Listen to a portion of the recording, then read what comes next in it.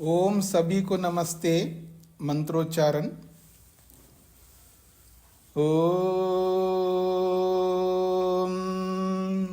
सहनाववतु सहनौ भुनक्तु सह वीर्यं करवावहै तेजस्विनावधीतमस्तु मा विद्विषावहै। ओम शांति शांति शांति।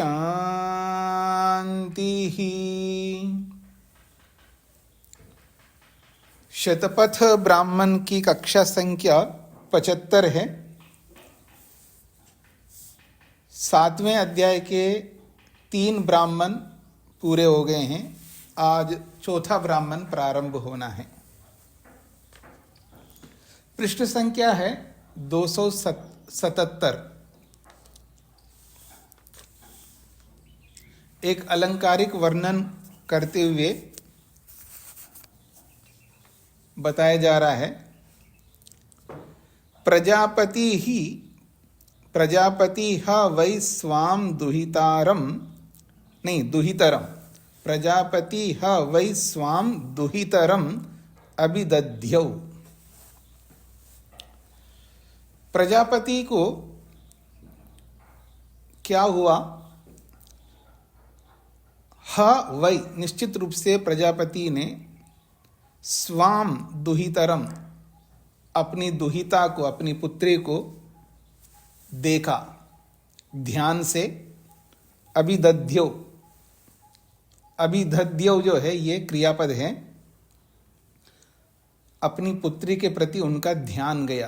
प्रजापति का अपनी पुत्री के प्रति ध्यान गया। और वो पुत्री कौन है? दिवम व उषसम व, द्युलोक भी है अथवा उषसम, उषा काल प्रातःकाल भी है। उषा प्रातःकाल को कहते हैं। तो प्रजापति को अचानक क्या हुआ? अपनी पुत्री के प्रति ध्यान गया। और वो पुत्री कौन है? द्युलोक भी उन प्रजापति की पुत्री है अथवा उषा काल भी उनकी पुत्री है। दोनों में से एक और, क्योंकि वा कह करके अथवा शब्द से संकेत कर रहे हैं। द्युलोक रूपी पुत्री के प्रति या उषा काल रूपी पुत्री के प्रति प्रजापति का ध्यान गया। मिथुनी एनया श्यामिति, कैसा ध्यान गया? मैं इनके साथ मिथुन हो जाऊं, इनके साथ संयुक्त हो जाऊं, ऐसा उनका ध्यान गया। इति, ऐसा सोच करके ताम संबभूवा, उसके साथ संयुक्त हो गया। तो ये अलंकारिक वर्णन है, मन में कुछ और बात मत लाइएगा। कैसे ब्राह्मण ग्रंथ ऐसा कह रहे, यानी प्रजापति जो है अपनी पुत्री के प्रात संभोग किया, ऐसा लोग आपातः सुनते ही मन के अंदर खलबली मचेगी।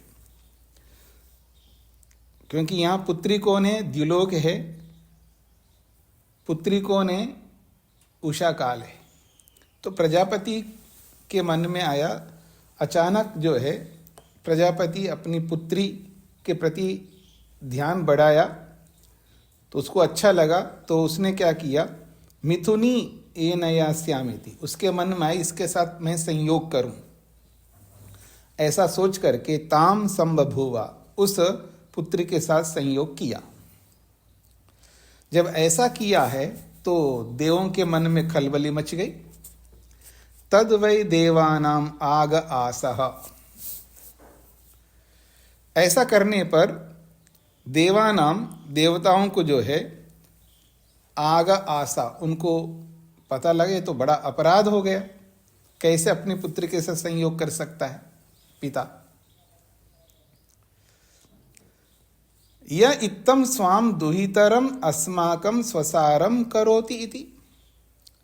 यह इत्थम, जो इस प्रकार, स्वाम दुहितरम, अपनी पुत्री के प्रति, और जब उसकी पुत्री द्युलोक है या उषा काल है तो देवताओं के लिए भी वो बहन हो जाती है, क्योंकि देव जो है, ये देव भी जो है प्रजापति के ही पुत्र हैं, और प्रजापति की पुत्री है तो वो बहन हो जाएगी देवताओं के लिए। तो स्वाम दुहितरम, अपनी पुत्री के प्रति, जो कि अस्माकम स्वसारम, जो हमारे लिए बहन बनती है, ऐसे उस पुत्री के साथ यह इत्थम करोति, क्या ऐसा कर्म कैसे कर सकता है प्रजापति, ऐसा उनको उनके मन में आया। ये अलंकारिक वर्णन है। कुछ समझ में आ रहा है जो आप सबको? चिंता मत करना, यहाँ प्रजापति यज्ञ है। अब यज्ञ जो है द्युलोक के साथ संयुक्त हो गई और उषा काल के साथ भी संयुक्त हो गई यज्ञ। अग्निहोत्र कब कब करना होता है जो आपने श्रोत सूत्रों में पढ़ा है? हाँ, सूर्यास्त के यानी सूर्योदय के साथ, अथवा सूर्योदय होते हुए सूर्योदय से पहले। तो देवों को लगा कि ये कैसे अपनी पुत्री के साथ संयुक्त हो सकता, जो कि पुत्री तो देव प्रजापति की है लेकिन हमारी बहन है। हमारी बहन और प्रजापति की जो पुत्री है उसके साथ ये ऐसा कर्म कैसे कर सकता है, ये देवों को पाप लगा। ये इसका तात्पर्य है। तेह देवा ऊचु, सब दो देव लोगों ने बोला है। किसको बोला है? जो यज्ञ स्थल पर रहने वाला जो देव है उससे बोला, क्योंकि वही यज्ञ करके ऐसा कर्म कर रहा है। यो अयम देवः पशूनाम इष्टे, जो यह जो देव है, जो धरती पर रहने वाला, जो पशुओं का स्वामी है, पशुओं पर शासन करने वाला है।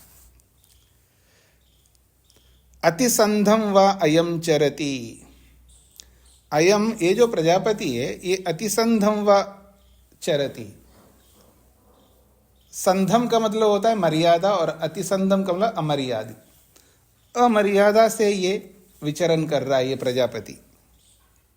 यह इत्थम, जो कि इस प्रकार से स्वाम दुहितरम अस्माकम स्वसारम करोति, जो इस प्रकार अपनी पुत्री जो कि हमारी बहन है उसके साथ ऐसा व्यवहार कैसे कर सकता है। इसलिए ये देव तुम क्या करो, विविध्यम विविध्य इमम, विविध्य इमम, उस प्रजापति को विविध्य, विविध्य कहते हैं उसको मारो, उसको चोट पहुंचाओ, उसका नुकसान करो। विविध्य इमम, इमम प्रजापतिम, इस प्रजापति को विविध्य, उसको मार डालो, उसको चोट पहुंचाओ, ऐसा देवों ने पृथ्वीस्थ देव को कहा है। तम रुद्रो अव्यायत्य विव्याध, अब जब देवों ने आदेश किया तो पृथ्वीस्थ जो देव है उसको तो आज्ञा का पालन करना पड़ता है।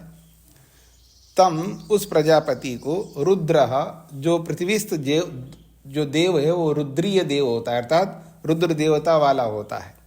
तो वो रुद्र नामक जो देव है वो अव्यायत्य, अपने पुरुषार्थ से, अपने परिश्रम से उस प्रजापति को विविव्याधा, उसको चोट पहुंचाया, उसको मार, उसको चोट पहुंचाया एक प्रकार से, हाँ, उसको बेध दिया है बाण से, विव्याधा, उसको चोट पहुंचाया।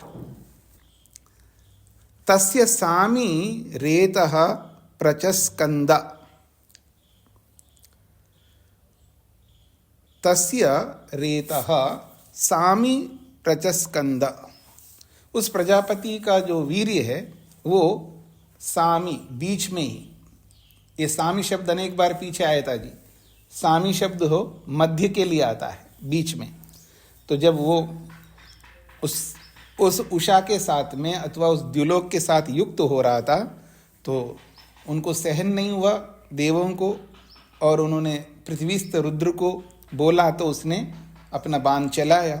तो बाण चलाया तो तस्य रेतः, उस प्रजापति का जो वीर्य है, सामर्थ्य है, वो सामी, बीच में ही प्रचस्कंदा, स्खलित हो गया। तथा इत नूनम तदासा, ये ऐसा हो गया था। तथा इत नूनम तद आसा, वो ऐसा ही हुआ था जैसा हम वर्णन कर रहे हैं।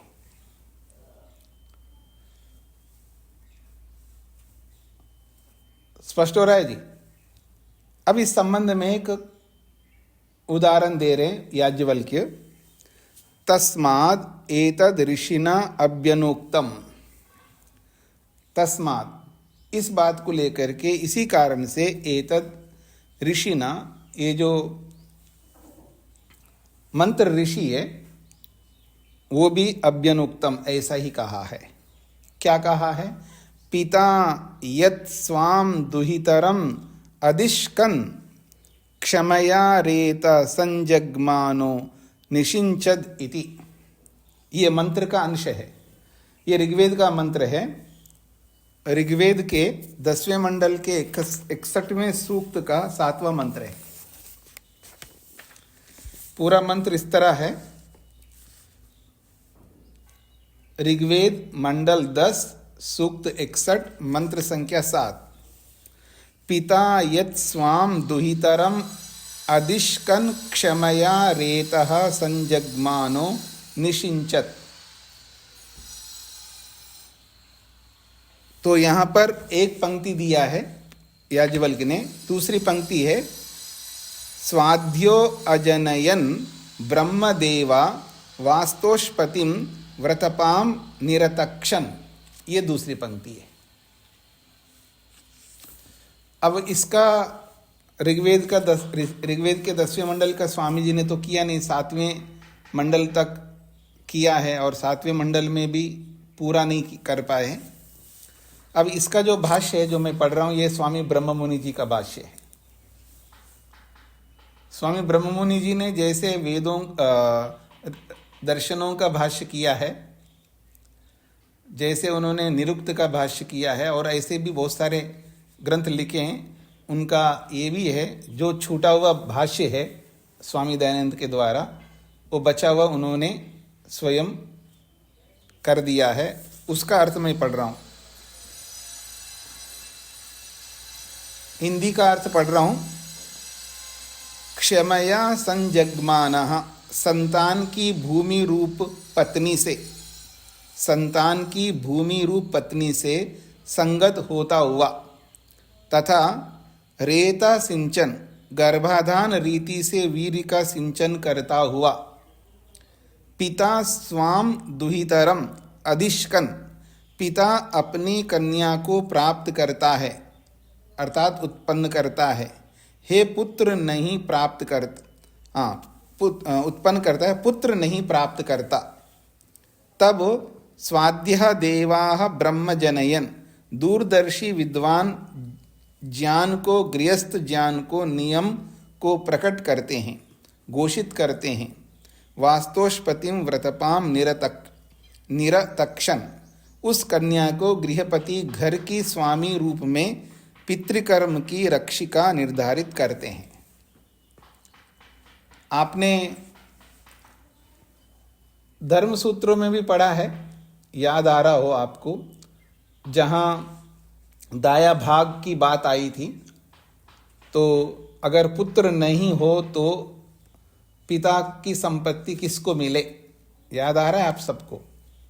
जिन्होंने धर्म सूत्रों को पढ़ा है, वहाँ पुत्री को देने की बात कही है, और वहाँ कुछ वेद मंत्रों का भी उद्धरण दिया था स्वामी दयानंद के भी, और ये ऋग्वेद का मंत्र है।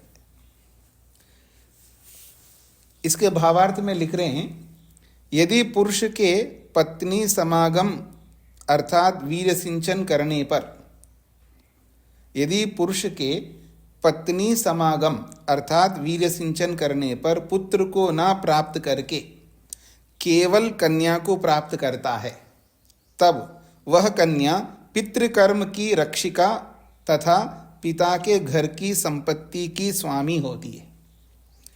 ऐसी वेद की परंपरा एवं वैदिक विद्वानों की मान्यता है। वेद की भी ऐसी परंपरा है और विद्वानों की मान्यता भी ऐसी है। तो इस मंत्र का जो अर्थ इन्होंने किया है, बड़ा अच्छा किया है इन्होंने।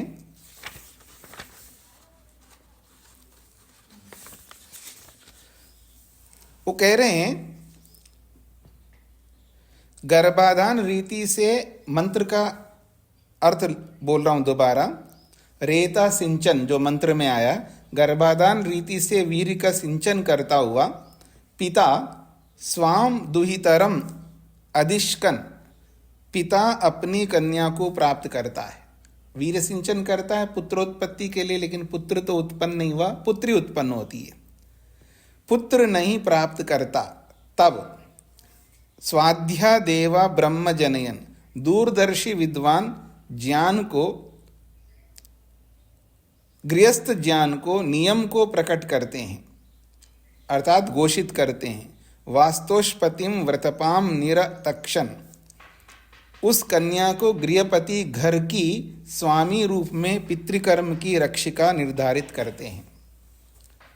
अब ये नियम तो है ही नहीं कि पुत्र ही हो सब अवस्थाओं में, किसी अवस्था में होता, किसी अवस्था में केवल पुत्रियां ही होती हैं। ये भी हमारे कर्मों का ही फल होता है। पुत्रोत्पत्ति भी कर्म के फल के रूप में और पुत्री की उत्पत्ति भी कर्म के रूप में है। अगर पुत्र नहीं उत्पन्न होता, किसी किसी को आप देख सकते हैं केवल पुत्रियां पुत्रियां ही होती हैं, और किसी किसी को आप देख सकते केवल पुत्र पुत्र ही होते हैं। तो किसी कारण से पुत्रोत्पन्न नहीं होता है, क्योंकि दाया भाग जो है पुत्र को, क्योंकि वंश परंपरा को भी आगे बढ़ाना जो होता है वो पुत्र ही वंश को चलाने वाला होता है, और पुत्री जो है दूसरे घर में जाती है तो दूसरे घर के वंश को चलाने वाली होती है। तो जब पुत्र ही उत्पन्न नहीं हुआ तो पुत्र ही हो गई, तो वो पुत्री जो है पिता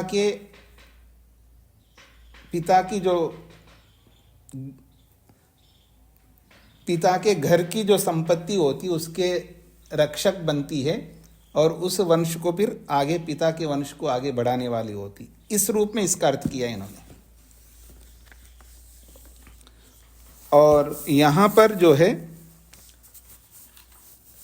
उषा काल के साथ द्युलोक के साथ जोड़ करके यहाँ पिता जो है प्रजापति को कहा है, और प्रजापति जो है यज्ञ को कहा गया है। यज्ञ ही यहाँ पर पिता है, और वो द्युलोक के साथ युक्त होता है और उषा काल के साथ युक्त होता है। तब आगे जो है उत्पत्ति होती है, अर्थात बरसात के माध्यम से बहुत कुछ उत्पन्न होते हैं, उसको लेकर के यहाँ पर बताया गया है।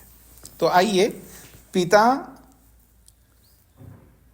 तस्माद एतद ऋषिना अभ्यनुक्तम, इसलिए ऋषि रूपी मंत्र जो है इस बात को कहता है क्या, पिता यत् स्वाम दुहितरम अधिष्कन, पिता जो है अपनी दुहिता के साथ संयुक्त हुआ, क्षमया रेता संजग्मानो निषिंचत, क्षमया, क्षमा कहते हैं पृथ्वी को,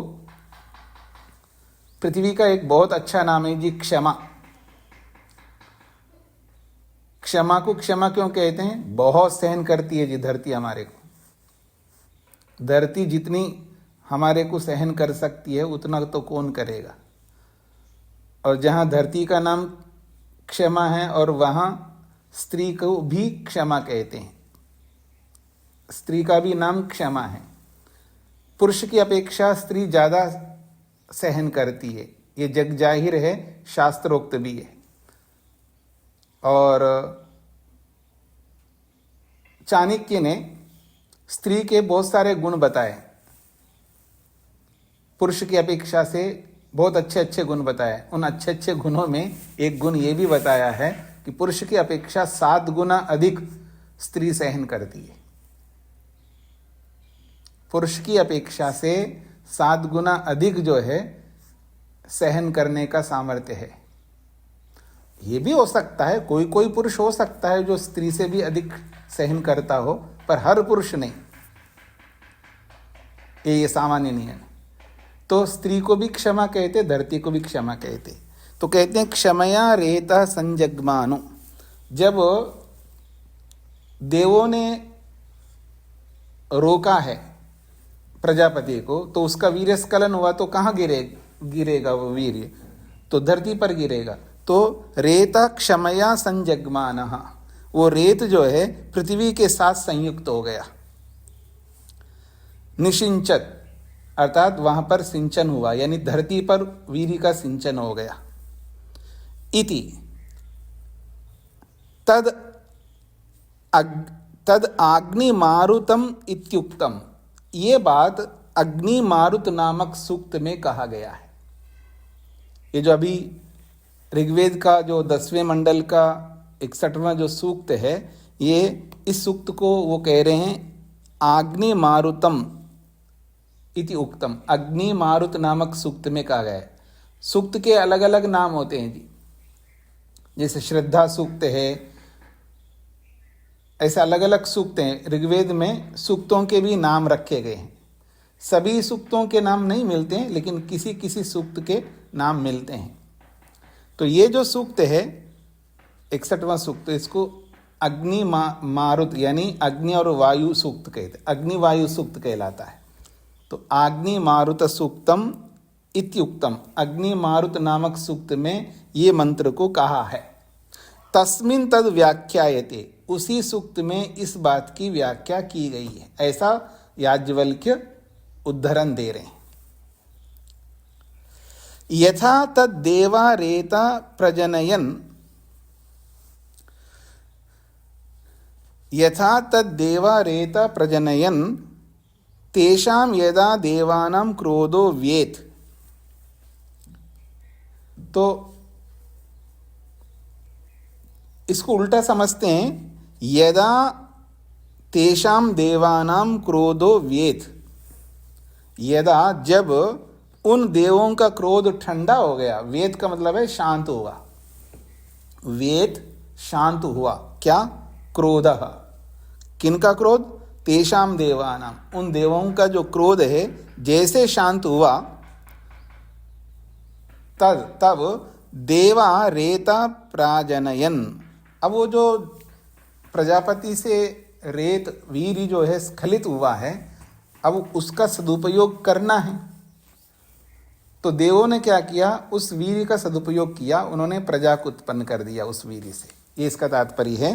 तो कहते हैं यथा तद देवा रेता प्रजनयन तेषां यदा देवानां क्रोधो व्येत, जैसे ही देवों का क्रोध शब्द शांत हुआ, तब जो है देवों ने उस रेत को प्राजनयन, उस रेत को, उस वीर्य को, सामर्थ्य को लेकर के प्राजनयन, प्रजा की उत्पत्ति की है।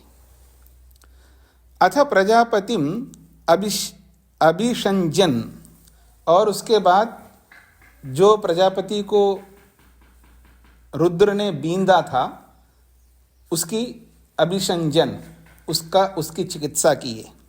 तस्य तम शल्यम निरकृंतत, उस प्रजापति के तम शल्यम, उस शल्य को, शल्य कहते हैं उस बाण के नुकीलेपन को जो उसके शरीर में बींद गया था, उस शल्य को, उस कील को निरकृंतत, निकाल दिया उन्होंने। स वै यज्ञ एव प्रजापति, जो प्रजापति ने ऐसा कांड किया वो कौन है? वो प्रजापति। कहते हैं स वै यज्ञ एव प्रजापति, वो यज्ञ ही है। ये अलंकारिक वर्णन है, वो वास्तव में प्रजापति यज्ञ ही था। स्पष्ट हो गया जी सभी को? तेह ऊचु उपजानीता यथा इदम न अमुया असत, कनीयो आहुते यथा इदम स्यादिति। कहते तेह ऊचु, उन देवों ने बोला है, तेह ऊचु, उन देवों ने बोला है, उपजानीता यथा इदम न अमुया असत। उपजानीता का अर्थ है यहां पर कि ऐसा कुछ करो, ऐसा कुछ उपाय करो, यथा इदम न अमुया असत, क्योंकि जो वीर्य स्खलन हुआ है अब उसको व्यर्थ नहीं होना चाहिए, आखिर वो सामर्थ्य है। तो कहते हैं तेह ऊचु, उन विद्वानों ने आपस में बोला है, उपजानीता, ऐसा कुछ उपाय करना चाहिए जिससे यथा इदम न अमुया स्यात् असत, जैसे कि ये अमुया न असत, ये व्यर्थ ना हो। अमुया का मतलब है व्यर्थ, और न अमुया व्यर्थ ना हो। ये व्यर्थ ना हो ऐसा कुछ उपाय बनाना चाहिए, ऐसा कुछ उपाय ढूंढना चाहिए। कनीयो आहुते यथा इदम स्यादिति, अगर हम ऐसा उपाय नहीं किया तो कनीय आहुते, इस आहुति का, इस वीर्य का कनीय हो जाए, अर्थात छोटा हो जाएंगे हम। इस वीर को व्यर्थ करेंगे तो हम वास्तव में ही छोटे हो जाएंगे, अर्थात सामर्थ्यहीन हो जाएंगे। कोई भी वस्तु होती है, उस वस्तु को व्यर्थ नहीं होने देना चाहिए। अगर कोई वस्तु उपयोगी वस्तु होती है और उसका सदुपयोग हम ना करें तो हम छोटे बन जाएंगे, कनीय बन जाएंगे। कनीय का अर्थ होता है छोटा, सामर्थ्यहीन, दीनहीन, गरीब हो जाएंगे। तो आहुते कनीयो आहुते, अगर उस जो आहुति दी गई है, रेत रूपी आहुति, अगर उसका सदुपयोग नहीं करेंगे तो कनीय, हम छोटे हो जाएंगे। इदम यथा इदम स्यात्, जैसा कि कोई व्यक्ति गलत करने पर या कोई व्यक्ति सदुपयोग करने पर छोटा हो जाता है, ऐसे ही हम छोटे हो जाएंगे। इसलिए इसका कुछ ऐसा उपाय अपनाना चाहिए जिससे कि वो व्यर्थ ना हो, ये इसका तात्पर्य है। ठीक हो गया जी? आगे बढ़ूं। अब वो जो व्यर्थ ना हो, वो जो वीर्य है वो व्यर्थ ना हो, तो उसको क्या करें? तेह ऊचु, वो देवों ने आपस में बोला कि क्या किया जाए। भगाय एन दक्षिणतः आसीनाय परिहरतः, उन्होंने देखा है कि ये जो भग बैठा हुआ है दक्षिणतः आसीनाय, जो दक्षिण की ओर जो भग देवता विराजमान है, भगाय एनत दक्षिणतः आसीनाय, दक्षिणतः आसीनाय भगाया, दक्षिण की ओर बैठा हुआ जो भग है उसके लिए एनत, इस भाग को, परिहरता, पहुंचा दिया जाए, उनको दे दिया जाए। उसको दे दिया उन्होंने। तद भगः प्राशिष्यति, ताकि वो भग जो है, भग नामक जो देव है, वो प्राशिष्यति, वो खा जाएगा, इसको उपयोग कर लेगा। ये जो वीर्य है जो स्खलन हो गया है प्रजापति से, और वो व्यर्थ नहीं होना चाहिए, तो उसको क्या किया जाए? तो उनको समझ में आ गए, जो दक्षिण दिशा में भग देवता बैठा हुआ है उसको ये पहुंचा दिया जाए, परिहरता, उसके पास ले जाया जाए, उसको पहुंचाया जाए। तो तद भग प्राशिष्यति, उस वीर को भग जो है प्राशिष्यति, खा जाएगा, उसका सेवन करेगा। तद यथा आहुतम एवं भविष्यति इति, तो कहते हैं तत् यथाहुतम, यथाहुतम एवं भविष्यति, जैसे उसका आहूत किया हुआ बन जाएगा, अर्थात उसको हम ठीक ठिकाने पर लगा दिया ऐसा माना जाएगा, ऐसा आप बोल सकते हैं। तद यथाहुतम एवं भविष्यति, जैसे हवन में डालने से उसका सदुपयोग होता है आहुति का, ऐसा ही हो जाएगा, अर्थात उसका सदुपयोग हो जाएगा। जैसे आहुति को आहुत करने पर जैसा उसका सदुपयोग होता है, वैसा ही ये आहुतम एवं भविष्यति, ये आहूत किया गया हो जाएगा। इति, ऐसा मान करके तद भगाय दक्षिणत आसीनाय पर्याजहुरु इति, इस प्रकार तद, उस वीर को, भगाय दक्षिणता आसीनाय, दक्षिण दिशा की ओर आसीन जो भग है उसके लिए पर्याजहरु, उसको सौंप दिया, उसको अर्पित कर दिया, उसको दे दिया। तद भगो अवेक्षान चक्रे, उस वीर को भग ने अवेक्षान चक्रे देखा, उस वीर को देखा, तो तस्य अक्षिणी निर्ददाह, देखने मात्र से उसके आंखें जो है जल गए, और अंधा हो गया वो। तथा इत नूनम तद आसा, वो ऐसा ही था, मतलब वो इतनी शक्तिशाली था, देखने मात्र से भग के आंखें निकल गए। तस्माद आओ अंधो भग इति, इसलिए बोला जाता है ये जो भग देवता है वो अंधा है, मतलब देखता नहीं।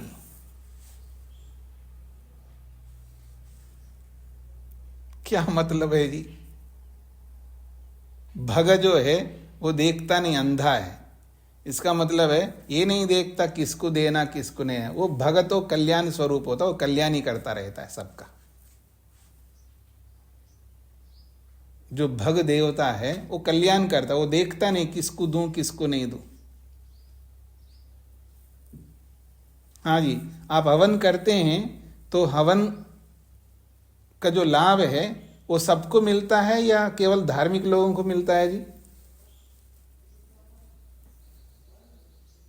अगर आप हवन करते हैं तो उस हवन का जो लाभ है केवल धार्मिकों को मिलता है या सभी को मिलता है? सभी को मिलता है।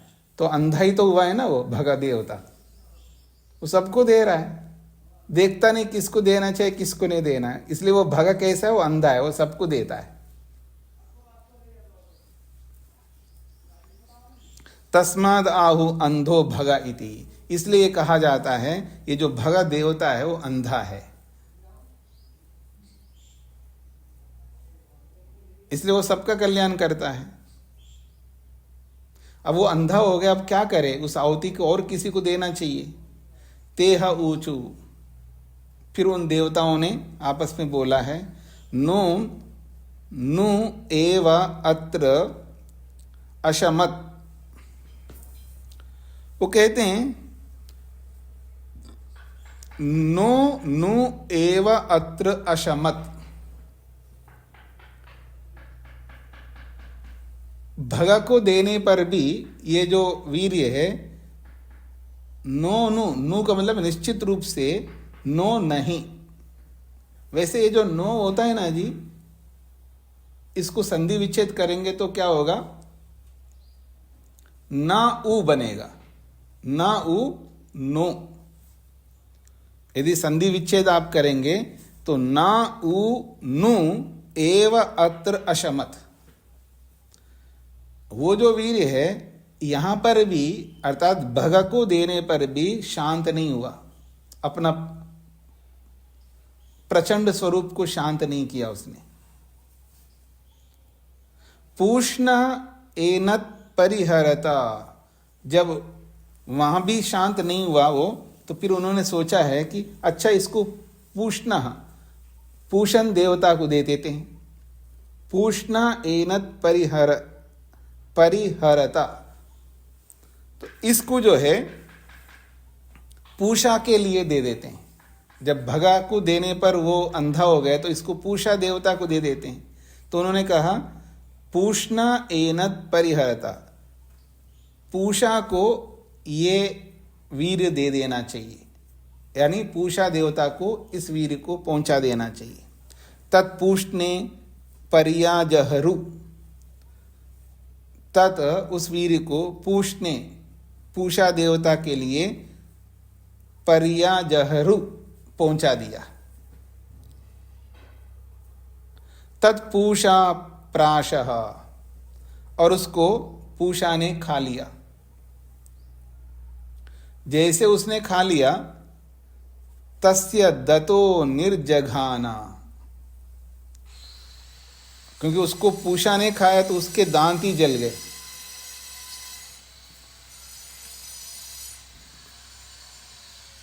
तस्य दतो निर्जगाना, उस पूषा के दांत ही जल गए उसके खाने से। तथा इत नूनम तदाता तद आसा, ये वैसा ही था।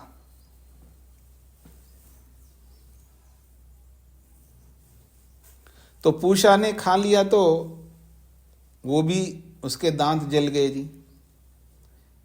तस्माद आहु अदंतकः पूषा इति, इसलिए ये बोला जाता है कि पूषा जो है बिना दांत वाला है। तस्माद आहु, तब से ये कहने लगे कि अदंतकः पूषा इति, वो बिना दांत वाला है।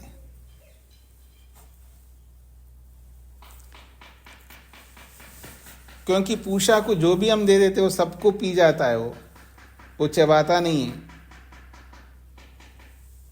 पूषा देवता को जब हम देते हैं आहुतियां, वो सबको पी जाता है, वो खाता नहीं, चबाता नहीं।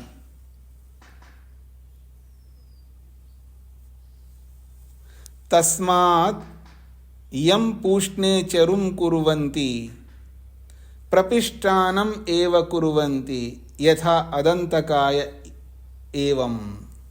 कहते हैं तस्मात्, तभी से, यम पूष्णे चरुम कुर्वन्ति, जिस पूषा देवता के लिए चरु बनाया जाता है, प्रपिष्टानम एव कुर्वन्ति, उसको पीस करके ही बनाते हैं चरु। चरु जो है वो अवी का नाम है जी, जो हवी दी जाती है उसको चरु कहते हैं। तो चरु जब बनाया जाता है तो उसको प्रपिष्टानम एव कुर्वन्ति, उसको पीस करके ही बनाते हैं। क्योंकि बिना दांत वाले के लिए हम क्या करते हैं जी, हाँ जी उमा जी कुछ दिन रुक जाओ, आपको भी पीस पीस करके देना पड़ेगा। क्यों जी, मतलब वृद्धावस्था जब आ जाती है ना तो धीरे धीरे और वृद्ध हो जाएंगे ना। अब दांत तो होते ही नहीं है, अब खाएंगे कैसे, खाना तो पड़ेगा। केवल उमा जी को मत देखना, अपने आप को भी देखिएगा। उमा जी तो थोड़ा सा बाल सफ़ेद दिख रहे थे इसलिए बोल दिया मैंने, ठीक है जी। ये गति तो सबको मिलेगी, सबको ये होगा। तो जब खा नहीं सकते, दांत ही नहीं होते, तो पीस करके ही देना पड़ता है। इसलिए कह रहे हैं तस्माद यम पूष्णे चरुम कुर्वन्ति, जिस पूषा के लिए चरु बना करके दिया जाता है, प्रपिष्टानम एव कुर्वन्ति, उसको पीस करके दिया जाता है। यथा अदंतकाय एवं, जैसे बिना दांत वाले के लिए हम पीस करके देते हैं, ऐसे ही पूषा देवता के लिए भी चरु जो बनाते हैं उसको पीस करके ही बनाते हैं, इसका तात्पर्य है। हाँ जी ममता जी। जी स्वामी जी नमस्ते। स्वामी जी यहाँ पूषा मीन्स अग्निदेव है। पूषा, पूषा के बारे में कह रहे हैं आप? पूषा मीन्स ऐसा है, पूषा अग्नि को भी कहते हैं, सूर्य को भी कहते हैं, पर यहाँ सूर्य को लेना चाहिए। जी जी जी जी। तो आगे बढ़ रहा हूं जी मैं।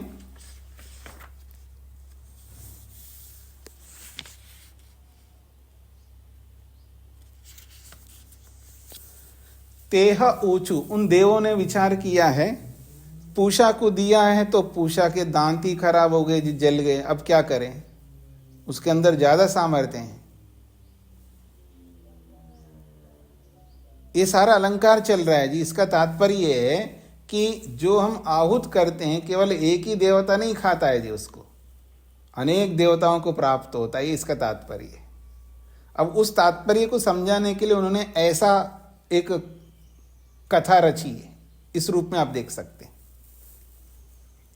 तेह ऊचु, उन देवों ने सोचा है, नोनु एव अत्र अशमत, ये जो पूषा को दिया है वहां पर भी ये जो शांत नहीं हो पाया, उसका सामर्थ्य और बड़ा हुआ है। नोनु एव अत्र अशमत, यहाँ पर भी पूषा को देने पर भी ये वीरी जो है शांत नहीं हो पाया। फिर उन्होंने क्या किया, बृहस्पतये एनद परिहरता, चलो इसको बृहस्पति को पहुंचा देते हैं जी। बृहस्पतये एनद परिहरता, बृहस्पति के लिए इसको पहुंचा दिया जाए। तद बृहस्पतये पर्याजहरु, और उस वीर को बृहस्पति को सौंप दिया है। स बृहस्पति सवितारम एव प्रसवाय उपाधावत, जब वो बृहस्पति के लिए सौंप दिया है, स बृहस्पति, और वो बृहस्पति जो है सवितारम एव प्रसवाय उपाधावत, वो बृहस्पति बिना सोचे ही सीधा सविता के पास पहुंच गया। क्यों? प्रसवाय उपादाय, प्रसवाय मतलब आप, मेरे को ये मिला है तो ये सविता आप ही बता दो, क्योंकि सविता जो है नियमन करने वाला होता है। सविता जो है वो नियमन करने वाला होता है, अर्थात शासन करने वाला होता है। सविता प्रसविता भवति, पीछे अनेक बार आया था। तो जो सविता है वो प्रसविता होता है, अर्थात वो नियमन करने वाला होता है, शासन करने वाला होता है। इसलिए बृहस्पति जो है उसको पाकर के उसका स्वयं कुछ नहीं किया, उसने सवितारमेव प्रसवाय, सविता के पास गया और प्रसवाय, उसका नियमन करने के लिए उपधावत, उसके पास पहुंच गया। क्यों? सविता वै देवानां प्रसविता, सविता जो है सभी देवों के लिए वो शासक है, प्रसविता है। इदम में प्रसुवेत, इदम में प्रसुवेत, ये जो मैंने वीर लाया है इसको मेरे लिए प्रसुवेत, अर्थात इसका शासन करिए, इसका आप उपाय बताइए, क्या करूं इसका। तब तदस्मै सविता प्रसविता प्रासुवत, तब जो है अस्मै, उस बृहस्पति के लिए, सविता प्रसविता, जो सविता है, जो शासन करने वाला है, वो प्रासुवत, उसके लिए शासन किया, उसके लिए बताया उसका क्या करना है। तदेनं सवित्री प्रसूतम न हैनत, जब उसने उपाय बताया इसको कैसा सेवन करना है, वो सविता ने उसको बताया है, तो उसके लिए कह रहे हैं तद एनम सवित्री प्रसूतम, तद एनम वो वीर्य, तद का मतलब वो वीर्य, एनम इस बृहस्पति को, कैसा बृहस्पति है, विशेषण दिया है सवित्री प्रसूतम, सविता के द्वारा शासित, सविता के द्वारा शासन को अपनाए हुए बृहस्पति को, न अहीनत, उसको दुख नहीं पहुंचाया, उसको कष्ट नहीं दिया वो वीर्य ने, न अहीनत, उसको कोई चोट नहीं पहुंचाया। ततो अर्वाचीनम शांतम तदेतद निधानेन यत् प्राशित्रम, ततः अर्वाचीनम, तब से लेकर के अब तक जो है शांतम तद, वो शांत हो गया, एतद निदानेन यत् प्राशित्रम, तो मूल रूप से ये जो प्राशित्र है, प्राशित्र समझते हैं जी, प्राशित्र का मतलब होता है बहुत छोटा सा अंश, हवि का, हवि का बहुत छोटा सा अंश को प्राशित्र कहते हैं। आपने श्रोत ग्रंथों में पढ़ा है, वो प्राशित्र जो है यव मात्र होता है, जव मात्र होता है, गेहूं का एक दाना होता है ना, उतना होता है, या जौ का एक दाना होता है, उतना भाग ग्रहण किया जाता है। तो निदानेन, मूल रूप से निदानेन, उसको मूल रूप से यथार्थ रूप में यद प्राशित्रम, वो एक प्राशित्र यानी एक छोटा सा अवदान होता है। स यद प्राशित्रम अवद्यति, वह जो ऋत्विक है यद प्राशित्रम अवद्यति, जो प्राशित्र यानी बहुत थोड़ा सा अवद्यति ग्रहण करता है अवि में से। यदेव अत्र अविद्धम यज्ञस्य, यदेव अत्र अविद्धम यज्ञस्य यद रुद्रीयम तदेव एतन् निर्मिमीते, कहते हैं यदेव अत्र अविद्धम यज्ञस्य, जो यहाँ इस यज्ञ का अविद्धम, अविद्धम का मतलब है यहाँ पर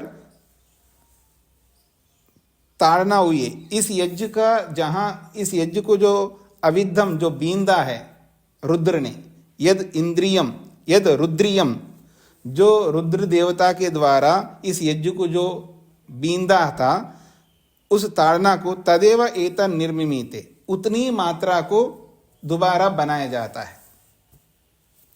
यानी यहाँ पर ये कहना चाह रहे हैं, पीछे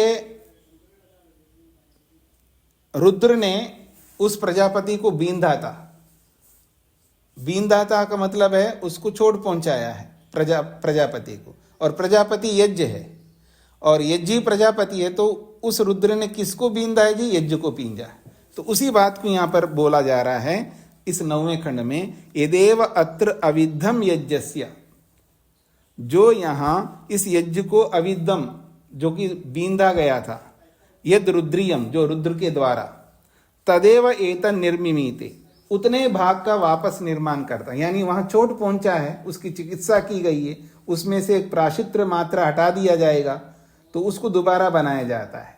उसके लिए बोला जा रहा है जितना भाग में उसको बींदा गया है उस मात्रा को हटा दिया जाता है और फिर दोबारा उतनी मात्रा उसमें निर्मिमीत है, उसको बनाया जाता है। अतः आप उपस्पृशति, उसके बाद आप उपस्पृशति, जल का स्पर्श किया जाता है। शांति आपह, और जल का स्पर्श इसलिए किया जाता है क्योंकि जल जो है शांतिदायक होता है। तद अद्भि शमयति, तद अद्भि शमयति, वो जल के माध्यम से ही शांत होता है। अथ इडाम पशून समवद्यति, तो अद्भि शमयति, वो जल से ही शांत होता है। जब यज्ञकुंड में अग्नि बहुत अधिक प्रज्वलित होता है तो उसको शांत करने के लिए जल के छींटे डालते हैं। आपने कभी देखा हो जो आजकल जो पारायण यज्ञ करते हैं ना, बड़े बड़े पारायण यज्ञ करते हैं, और कुछ लोगों का रहता है कि अधिक से अधिक संविधाएं डालते जाते। सामान्य जो बृहद यज्ञ भी लोग करते हैं ना, कुछ लोग होते हैं समाजों में, कोई ना कोई एक ऐसा व्यक्ति होता है, उसका यही, उसको रोकते जाओ, जितना रोकोगे उतना ही संविधाएं डालता जाता है। वो उसको ऐसा लगता है संविधाएं जितनी डालो उतनी जितनी अग्नि जलती रहे ना, उतना अच्छा मान करके वो संविधाएं डालता रहता है। और कुछ दूसरे लोग तो उसको रोकते रहते हैं, ऐसे चलता रहता है।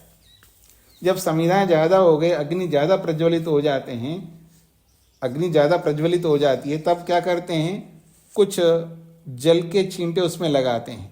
कभी आपने देखा होगा, वो थोड़ा शांत करते उस अग्नि को। तो यहाँ कहा जा रहा है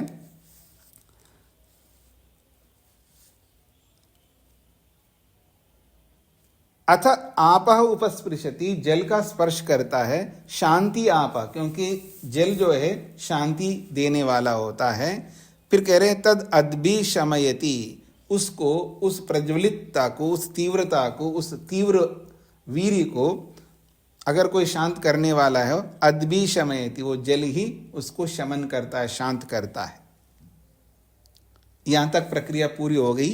उसके बाद में कह रहे हैं अथ इडाम पशून समवद्यति, ईड़ा पात्र भी होता है जी, एक ईड़ा पात्र होता है। ईड़ा पात्र में भी पशु नमूना, यानी पशु जैसा एक आकृति जैसा ऐसा कुछ हवि भी बनाया जाता है वहाँ पर। तो पशून समवद्यति, उस वहाँ पर पशु का एक अवदान लिया जाता है, एक थोड़ा सा पशु से, यानी यूँ समझ लीजिए आटे का पशु बनाते हैं, ऐसे समझ सकते हो आप, और उसमें से थोड़ा सा भाग निकालते हैं ईड़ा में से। उस हवि, एक प्रकार से ईड़ा पात्र में हवि होता है, उस हवि में से थोड़ा सा अंश निकाला जाता है, ऐसा आप समझ सकते हैं। ये 9वां खंड पूरा हो गया। और जो हवि होती है, उस हवि पर घी का सिंचन करते हैं। पर वो ईड़ा पात्र में जो है, वास्तव में वो जो हवि है, एक प्रकार से उसको पुरोडाश भी आप कह सकते हैं, और उस पुरोडाश के ऊपर घी का सेचन करते हैं, यानी यूं कहिएगा घी छुपड़ते हैं, ऐसा आप समझ सकते हो। उसी बात को लेकर के आगे कहेंगे। तो यहां पर ये जो बोला गया है कि जो प्रजापति को बींधा था और बींदने से उसके अंदर जो शल्य, यानी उसके अंदर जो एक प्रकार से नुकीला जो कील जैसा उसके साथ बींदता है, उसको निकालना होता है, और उतने अंश में जो निकाला जाता है उसको दोबारा बनाया जाता है। ये 9वें खंड में बोला था, उसी को आगे बढ़ाया जा रहा है। सावै यावत मात्रम इव एव अवद्येत, स वै यावन मात्रम इव एव अवद्येत। वह जितनी मात्रा का अवदान ग्रहण करते हैं, जो ईड़ा पात्र में से पुरोडाश का जितनी मात्रा ग्रहण करते हैं, अवदान लेते हैं, अर्थात थोड़ा सा अंश निकालते हैं, तो स वै यावन मात्रम इव अवद्येत, वह जितनी मात्रा उसमें से निकालते हैं। तथा शल्या प्रच्यवते, तथा शल्या प्रच्यवते, समझ लेना वैसा ही वो शल्य का मतलब वो जो नुकीला जो कील है वो प्रच्यवते वहां से हट जाता है, यानी जितनी मात्रा वहां से निकालते हैं समझ लेना उतनी मात्रा में वो शल्य जो है, वो कील जो है वो बाहर निकल जाता है। तस्माद यावन मात्रम इवे, तस्माद यावत मात्रम इव एव अवद्येत अन्यतरतः आज्यम कुर्यात्। तो जितनी मात्रा, तस्मात् इसीलिए, यावत मात्रम इव एव अवद्येत, जितनी मात्रा उस ईड़ा पात्र में से उसको निकालते हैं, अन्यतरतः दूसरी ओर आज्यम कुर्यात्, उसके ऊपर जितनी मात्रा निकाला उतने अंश में आज्यम कुर्यात्, उस पर घी डालना चाहिए। और कैसे डालना चाहिए? अधस्तात् उपरिष्टाद् वा, नीचे से और ऊपर से घी को डालना चाहिए ताकि वो एक प्रकार से भर जाए, ऐसा। तथा कदन निस्सरणवद भवति, खदन निस्सरणवद भवति, तब वो कठोर पदार्थ को निकालने वाला बन जाता है, क्योंकि वो जो कील होता है ना, उसको एक प्रकार से कठोर सा होता है, तो उस कठोर पदार्थ को सरलता से निकाला जा सकता है। तो कह रहे हैं तथा खदन निस्सरणवद भवति, खदन निस्सरणवद का मतलब है कठोर पदार्थ को निकालने वाला बन जाता है। तथा निस्रवती तस्मात् अन्यतरः आज्यम कुर्याद अधस्ताद उपरिष्टाद्वात्, जैसे किसी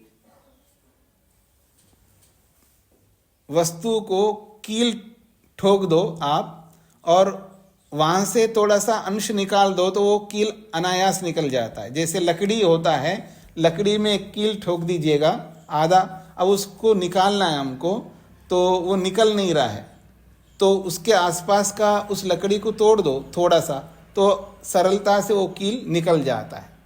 उसी जैसा यहाँ पर बोला जा रहा है। कहते हैं कदन निस्सरणवद भवति, जैसे कठोर वस्तु निकाला जाता है वैसा होता है। तथा निस्रवती, वैसा ही वो निकल जाता है, जैसे किसी कठोर वस्तु को निकालते हैं उसी के अनुसार ये भी निकल जाता है। तस्मात्, इसीलिए अन्यतरतः आज्यम कुर्यात् अधस्तात् उपरिष्टात्, इसलिए अन्यतरतः मतलब अलग से जितना भाग उस पुरोडाश में से अवदान ग्रहण करते हैं उतने भाग को ऊपर से और नीचे से घी ऐसा डालो ताकि वो एक प्रकार से भर जाता है। इसका ये तात्पर्य। कुछ समझ में आया जी किसी को? थोड़ा सा ये घुल मिलता जा रहा है। दो बातें यहां पर कही है। ईड़ाम पशुन समवद्यति, ये 9वें खंड के अंतिम पंक्ति में कहा है।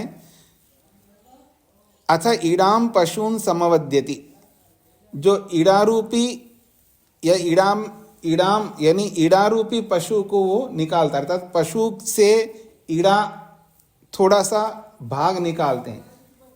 पुरोडाश को ऐसा बनाया जाता है यूं कहिए वो पशु नमूना होता है, यानी पशु जैसा होता है, उसमें से थोड़ा सा भाग निकालते हैं। वो क्यों निकालते हैं? क्योंकि ईड़ा को भी यज्ञ कहा है। पीछे आपको याद आ रहा हो, पीछे प्रारंभ में आप देखेंगे ईड़ा को भी यज्ञ कहा है।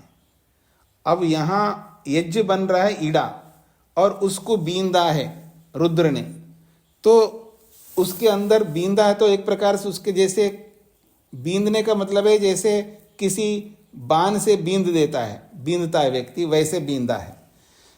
अब उतना अंश को निकालना है तो थोड़ा सा अंश निकालते हैं, वहाँ से जो जितना बींदा गया है उतने अंश को निकालना होता है और निकाल करके फिर उसको दोबारा बनाना होता है। ये 9वें खंड में बताया गया। उसी बात को यहाँ पर 10वें खंड में प्रस्तुत किया जा रहा है।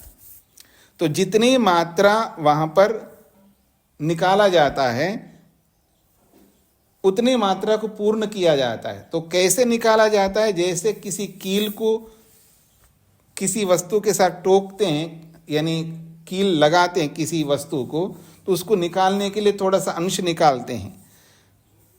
वो कठोर भाग होता है, कील कठोर होता है तो वो सरलता से निकल सकता है। तो उतना अंश निकालने के बाद वहाँ घी को नीचे से ऊपर से डाल देते हैं। वो जो ईड़ा में जो हवी होती है उसमें से एक टुकड़ा निकाल दें। निकालने के बाद में उसको नीचे से और ऊपर से नीचे भी घी लगा लेते हैं। फिर वो जो अंश ऊपर का थोड़ा सा टुकड़ा निकला हुआ रहता है ना, वहाँ पर भी घी भर देते हैं। तो एक प्रकार से वो नीचे भी घी है और ऊपर भी घी है, तो वो समान सा हो जाता है। ये इसका तात्पर्य है यहाँ बताने का। कुछ पकड़ में आ रहा है जी? नहीं आ रहा है ना, तो वो याग देखना पड़ेगा। दर्श पूर्णमास याग देखेंगे तो वहाँ ये सारी क्रियाएं समझ में आ सकती है। वेद प्रिया जी। स्वामी जी, हमने वो पढ़ा था श्रोत्र सूत्र, उसमें श्रोत्रगंज पढ़ा था, उसमें ईड़ा पात्र लकड़ी का पात्र बताया था। तो इसमें ऐसे ही समझ लेंगे कि कील की जगह वो पात्र बना दिया, मतलब रखने की जगह बन गई, उसमें घी और पुरोडाश। पात्र, ईड़ा पात्र लकड़ी का पात्र नहीं, ईड़ा पात्र अलग हो। ईड़ा पात्र में जो हवी रखते हैं ना उसको भी ईड़ा कहते हैं। जो ईड़ा पात्र होता है उसमें जो हवी रखते हैं उसको भी ईड़ा कहते हैं। तो यहाँ ईड़ा से ईड़ा पात्र को ना लेकर के उसमें जो, क्योंकि पात्र में तो कुछ ना कुछ रखेंगे ना, और क्या रख सकते हैं? हवी रखते हैं, तो उस हवी को भी ईड़ा शब्द से बोला जाता है। तो उसकी ओर संकेत है यहाँ पर। पुष्पेंद्र जी। स्वामी जी स्वामी जी, ये नेट के चलते पहला और दूसरा मेरा छूट गया है, तो थोड़ा सा। पहला दूसरा क्या है? पहला खंड दोनों, पहला खंड और दूसरा खंड जी। नहीं, ऐसा कैसे बोलूँगा जी, मैं पीछे जाके नहीं बोल सकता ना। वैसे भी समय पूरा हो गया है तो आपको बाद में सुनना होगा। जी सर। हाँ, पहला खंड दूसरा खंड तो ये है कि प्रजापति, उसका सार बोल सकता हूँ 2 मिनट में। प्रजापति का ध्यान गया अपनी पुत्री के ऊपर, और पुत्री था द्युलोक या उषा काल, और उससे संयुक्त होने की चाह की, अर्थात उससे संयोग प्राप्त करना चाहता है। तो देवों को लगा कि ये प्रजापति अपनी पुत्री के साथ कैसे संयोग कर सकता है, उनको गुस्सा आ गया है। वो प्रसंग पहला और दूसरे खंड में बताया गया है।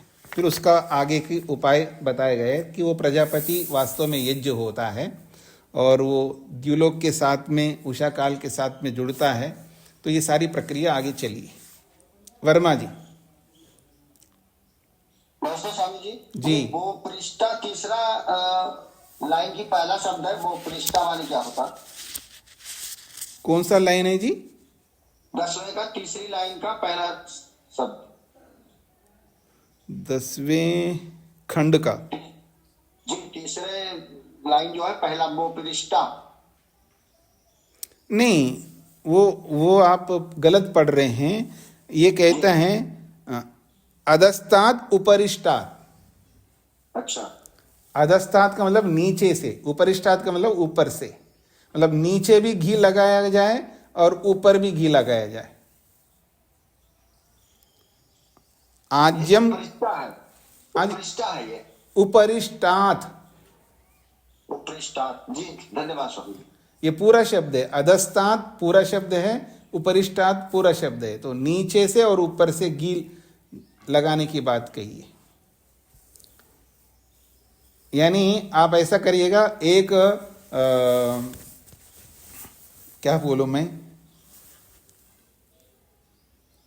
आजकल वो बनाते हैं ना जी आप, दोशा उत्तपम जैसा, या पराठा बनाया, पराठा के नीचे, पराठा का एक साइड से थोड़ा सा टुकड़ा निकालिए, काटिएगा उसमें से, हाथ से थोड़ा सा टुकड़ा निकालिए, तो घी नीचे भी घी ज़्यादा लगाइए, फिर वो जो कटा हुआ अंश है वहाँ पर घी डालिएगा तो वो पूरा हो जाएगा ना।